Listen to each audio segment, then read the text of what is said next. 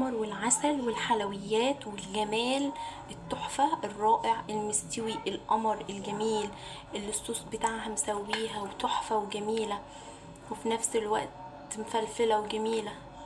مكرونة قمر معمولة في خطوة واحدة وفي حلة واحدة، تمام، بطريقة جميلة. ما تيجوا يلا نشوف الجمال ده حضرنا ازاي. هنحضر مكرونه في حله واحده، مكرونه بطريقه سريعه وسهله جدا وفي اقل من 10 دقايق تكون جاهزه معانا. بقى معايا حله فيها معلقتين زيت، هنزل بيهم ببصلايه صغننه متقطعه.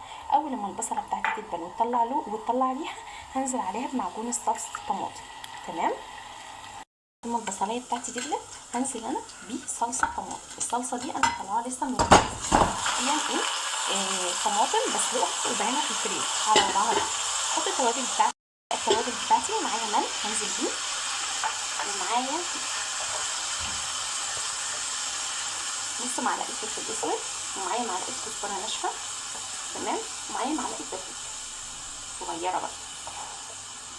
اول بقى ما الطماطم بتاعتي تتسبك هننزل بالمكرونه بتاعتنا تستوي. بعد ما الطماطم بتاعتنا اتسبكت هننزل بالمكرونه بتاعتنا. انا مستخدمه المكرونه بالقلم عادي، هي باي نوع مكرونه، بس انا بحب شكل المكرونه دي. بقى بماء مغلي عشان نغطي المكرونه بتاعتنا عشان تستوي، تمام.